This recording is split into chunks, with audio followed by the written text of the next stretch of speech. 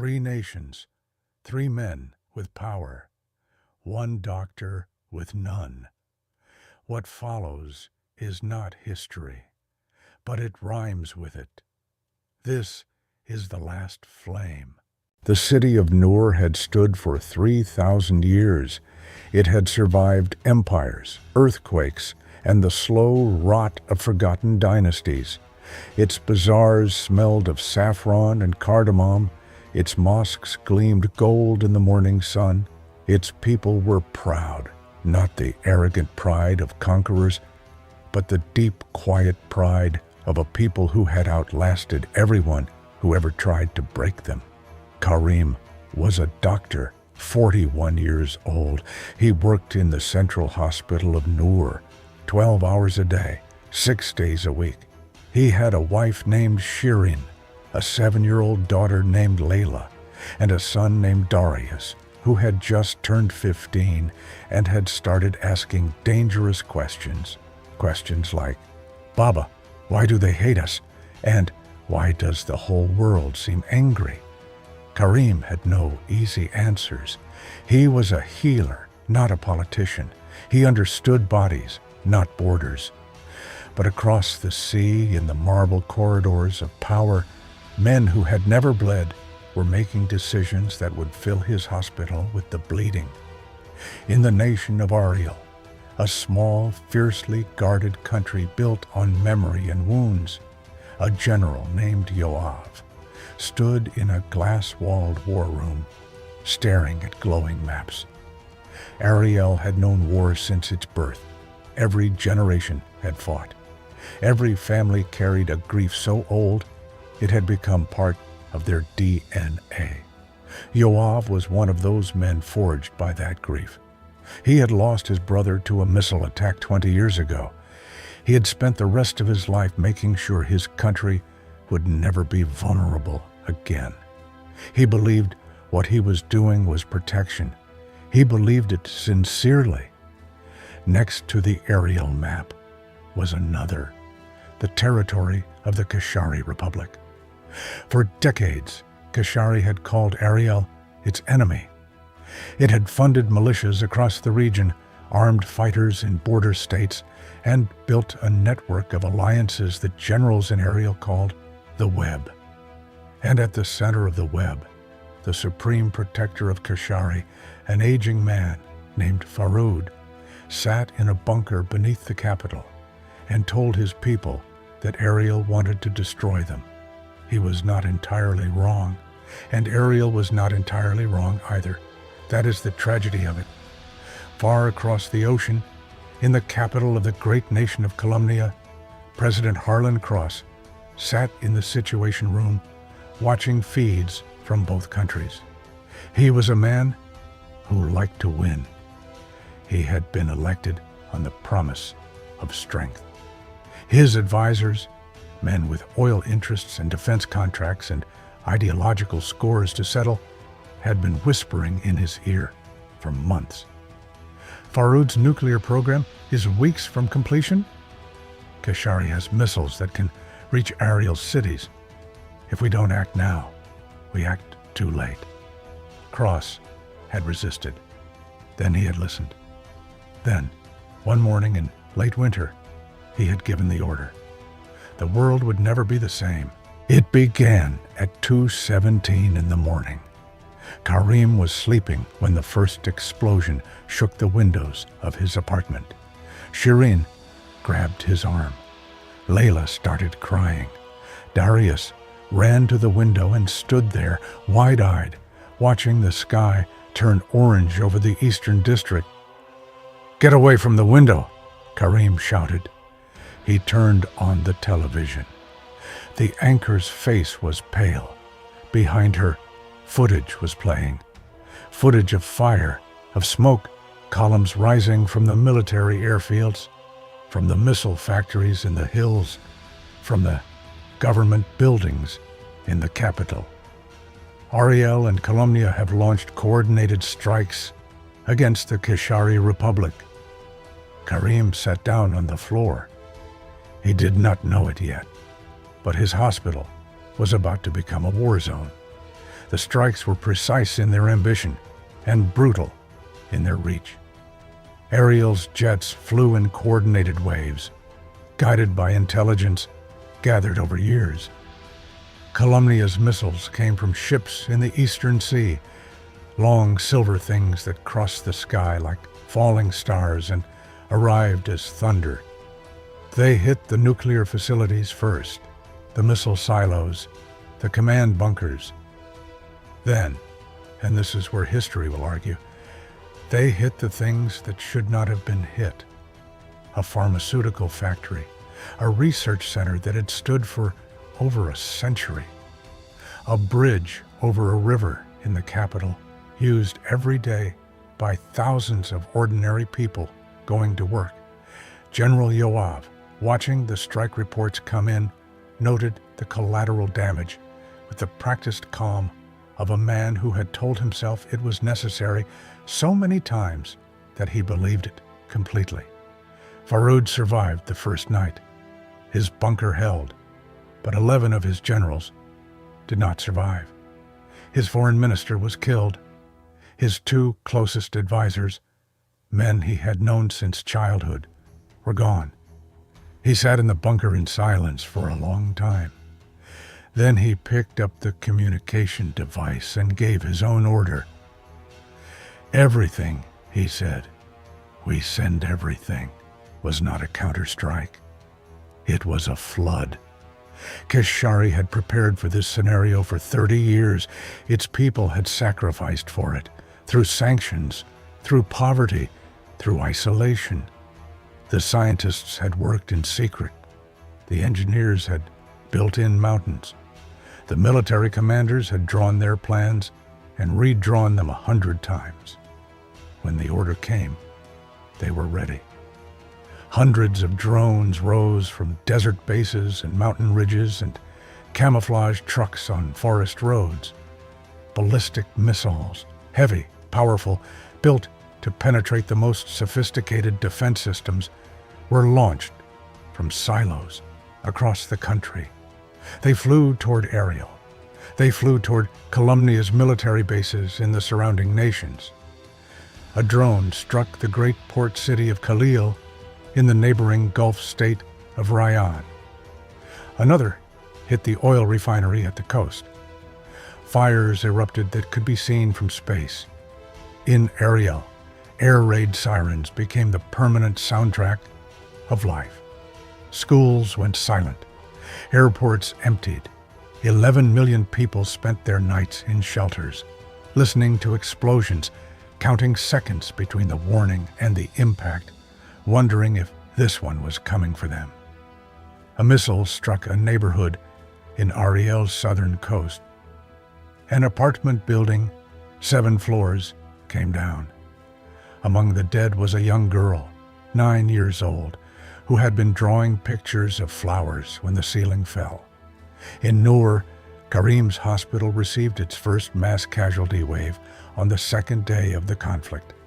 They came in buses, in cars, on foot. Burn victims, shrapnel wounds, a mother carrying a child who was no longer breathing, an old man who kept asking for his wife, not understanding yet that she was gone. Karim worked for 31 hours without sleep. He lost count of the surgeries. He stopped feeling his hands. He kept moving because the alternative was to stop. And stopping meant thinking, and thinking meant understanding what was happening to his city, his country, his people. At some point in the night, between one patient and the next, a young nurse named Farida caught his eye. "Doctor," she whispered, "our supply of blood has run out." He stared at her. "We have international aid coming in 48 hours, she said. "People will die in the next 48 hours, he replied. She looked at him with the calm, exhausted eyes of someone who already knew this and had made her peace with it. He nodded. He went back to work. The war did not stay contained. Wars never do. The Strait of Hormuz, the narrow throat through which a third of the world's oil passed every day, was closed by Qashqai naval forces. On the fifth day, oil prices doubled overnight, then tripled. Families in distant countries who had never heard of Noor or Ariel found themselves unable to afford to heat their homes. Trucks stopped moving. Food prices spiked. In Colombia, President Cross gave a speech from the White House, calling it a moment of historical necessity. He was confident. He spoke of victory timelines. In Rayyan and the other Gulf states, oil refineries burned, and governments quietly asked themselves whether they had made the right choice in allowing Colombia to use their territory as a launch pad. The United Nations Security Council met in emergency session. Speeches were given. Condemnations were issued. Nothing was agreed upon. China blocked every resolution. Colombia blocked every ceasefire proposal. The world's most powerful institutions proved, once again, that they were designed for the politics of peace and useless in the politics of war. The Secretary General of the United Nations stood before the cameras, his face gray with exhaustion and helplessness, and said simply, "The Middle East risks becoming a fire that no one can put out." No one listened. In Noor, a missile hit the eastern district on the 9th day. Not a military target, a residential block. An elementary school had been operating in that building since it had been a school for girls 3 generations ago. The explosion happened at 9 in the morning when the classrooms were full. Karim heard the blast from the hospital. He felt it in his chest before he heard it with his ears. He was already running when the first ambulance was dispatched. What he found there, he would never speak of again for the rest of his life. He would only say this once to Shirin months later. "I thought I had seen the worst of what human beings could do to each other. I was wrong." By the 5th week, the numbers were becoming too large to feel.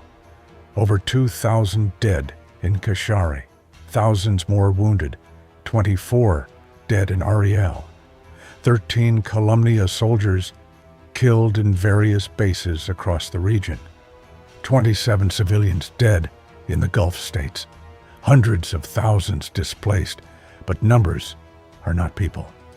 Darius turned 16 during the war. There was no party. There was no cake. The bakeries had closed. Shirin found some sugar and flour and made a small, imperfect, sweet bread, and they sat together in the apartment with the curtains drawn and the sirens distant. And Karim looked at his son across the table and thought, "He has my father's eyes. He has his grandfather's jaw. He has the whole history of the family in his face." "Will it end, Baba?" Darius asked. Karim looked at the bread. He thought about the question seriously, the way Darius deserved. "Everything ends," he said finally. "The question is what it costs." Darius nodded slowly, the way young men nod when they are trying to look older than their grief. General Yoav received the strike reports and marked targets off lists, and ate his meals at his desk, and slept 4 hours a night, and did not allow himself to think too deeply about the elementary school. He had been told it was a mistake, a navigation error. He had passed the information to his communications team and returned to work. But at night, alone in his quarters, he lay awake. He told himself it was the cost of security. He told himself that his people had suffered too. He told himself that the alternative, a nuclear-armed Qashqai, was worse. He almost believed it. Faroud died on the 22nd day, not from a missile the bunker held.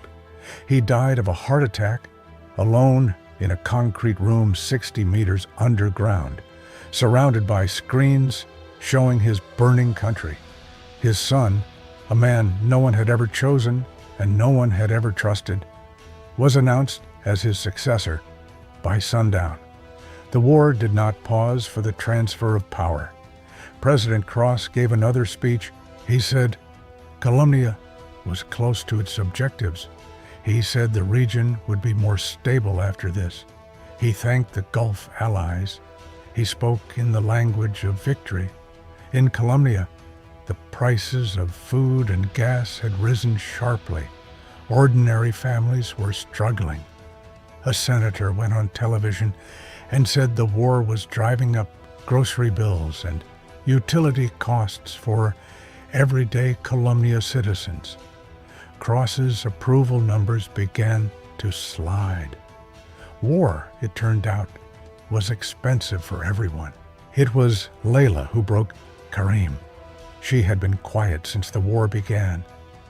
Unnervingly quiet for a 7-year-old. She stopped drawing. She stopped asking her endless questions about birds and clouds and why the moon followed the car. She slept with her mother every night and woke with nightmares she couldn't describe. One evening, as Karim was washing his hands in the kitchen sink, she came and stood beside him. She tugged his sleeve. "Baba." "Yes, my love." "Is God angry at us?" He turned off the faucet. He crouched down to her level. He looked at her face, her mother's cheekbones, his mother's eyes, the face of everything worth protecting. "No," he said, "God is not angry at you." "Then why is everything burning?" He held her for a long time. He had no answer. He, who had spent his adult life learning answers to the hardest questions the body could ask, he had no answer to the simplest question a child could ask. Why is everything burning? The ceasefire, when it came without ceremony. There was no signing, no handshake, no photograph, just a quiet communication through back channels, through an Omani diplomat who had been traveling silently between capitals for weeks, carrying words that no one would say publicly. And then, on a Tuesday morning, the strikes stopped. The silence that followed was not peace. It was exhaustion, wearing peace's clothes. Karim walked through the Eastern District on the first quiet morning. The streets were strange. Some buildings stood untouched. Others were skeletal. Walls gone, roofs collapsed, the insides exposed to the open sky like dollhouses. Personal belongings lay in the rubble, a child's shoe, a broken picture frame, a pot still containing the remains of someone's last meal before everything changed. He walked past the elementary school. He stood there for a long time. He thought about the men in their war rooms, the generals with their strike lists, the presidents with their speeches, the admirals with their mission objectives. He thought about how far away they were from this street, this rubble, this shoe. He thought about Darius asking, "Will it end, Baba?" It had ended, but something else had ended too. Something quieter, harder to name. A version of the world that had existed before. A version of Noor that would never fully come back. A version of himself that had believed, somewhere deep down, that reason and medicine and goodwill could hold the darkness back. He picked up the child's shoe from the rubble. He held it in both hands. He wept. Not loudly, not dramatically, but the way exhausted men weep. Silently, completely. The way a dam finally gives way after years of holding. Ariel declared the campaign a success. Its nuclear threat, it said, had been neutralized. Its enemies had been weakened. Its people were safe. Its people were safe. But changed, scarred, angrier, more afraid, and somehow more alone in the world than they had been before. Calumnia withdrew most of its forces after 60 days. President Cross called it a victory. Half of Calumnia's citizens disagreed. The other half weren't paying attention. They were worrying about the cost of groceries. Kashari rebuilt. Slowly, painfully, the way nations rebuild when they have no choice. The new Supreme Protector was young and harder than his father, shaped by the war, furious in ways that had no outlet yet. Analysts in distant capitals wrote papers about the possibility of future conflict. They used careful language and precise percentages. They did not mention Layla. They did not mention the shoe. Karim went back to work on the Monday after the ceasefire. There were still patients. There were always patients. He put on his coat, he washed his hands, and he walked into the ward. On his way to the first room, he passed a window. Through the glass, he could see the city, half of it scarred, half of it stubbornly standing. The morning light was doing what morning light does, falling on broken things and beautiful things alike, making no distinction between them. He stood there for a moment. He thought of Darius's question. Why do they hate us? He still didn't have the answer, but he had something better. He had work to do. He turned from the window and he walked forward into the ward, into the long and ordinary task of putting broken things back together, one patient at a time, one day at a time, in a world that kept finding new ways to break. The last flame of a war is never the explosion. It is the silence afterward, burning quietly in the chests of those who survive.